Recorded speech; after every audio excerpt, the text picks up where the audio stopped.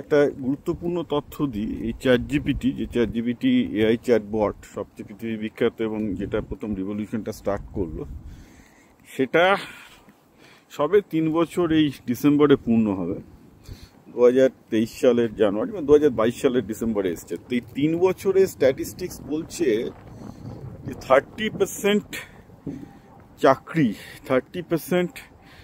চাকরি কমেছে, মানে পজিশন শর্টেন্ড অলরেডি হয়ে গেছে। এবং মোস্টলি আমি আইটি চাকরি বলছি। 30% আইটি এবং মিডল ম্যানেজমেন্টের চাকরি এই এআই চ্যাটবট আসার আগে কমেছে। It is a proven fact in US. এবং অফকোর্স এর পেছনে কিছু ওভার হায়ারিং ছিল ডিউরিং প্যান্ডেমিক টাইম, বাট সেটাকে ধরেও it's a quite a high number. কিন্তু শেয়ার মার্কেট বেড়েছে আবার 70%। অর্থাৎ একদিকে লোক ছাঁটাই হচ্ছে, কিন্তু শেয়ার মার্কেট হু করে বেড়ে যাচ্ছে। শেয়ার মার্কেটে বাবুল তো আছেই, কিন্তু তা সত্ত্বেও আমরা একটা পরিষ্কার ট্রেন্ড দেখতে পাচ্ছি যে একটা হিউম্যান জবলেস গ্রোথের সামনে আমরা দাঁড়িয়ে আছি এর জন্য। অর্থাৎ মানুষের চাকরি থাক আর না থাক, শেয়ার মার্কেট যাতে কিন্তু অর্থনৈতিক বুমিংটা হয়ে যাচ্ছে। কেন হবে? কারণ মানুষ না কাজ করলেও এআই কাজ করছে, মানুষ না কাজ করলেও রোবট কাজ করবে, ফলে অর্থনীতি বাড়বে, কিন্তু মানুষের কাজ থাকবে না। প্রশ্ন হচ্ছে যে অর্থনৈতিক বেড়ে কি হবে? মানুষকে তো কিনতে হবে, তাই না? অর্থনীতি দিতে গেলে তো মানুষ ক্রেতা না হলে তো হবে না। তো এইটা এখন একটা সমস্ত ইকোনমিক্সদের একটা চিন্তার ব্যাপার হয়ে দাঁড়িয়েছে।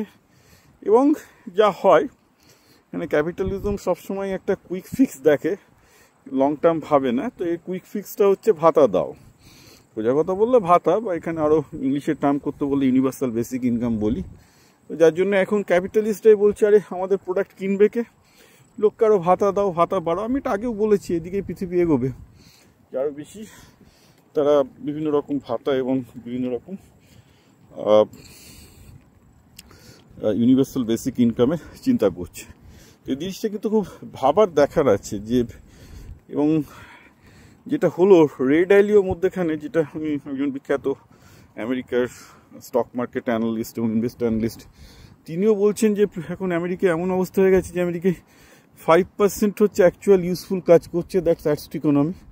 আমেরিকান নাকি 95% কাজই মানে পিপলই ক্যানট অ্যাড টু ইকোনমি। এবার এটা কেউ বলছে 30%, 60% ভ্যারি করছে, কিন্তু মোটামুটি এই দিকেই যাচ্ছে যে একটা অর্থনীতিতে সামান্য পার্সেন্টেজ কিছু লোক তারা ভ্যালু অ্যাড করছে। তো ধরুন 5% লোক 95% ভ্যালু অ্যাড করছে।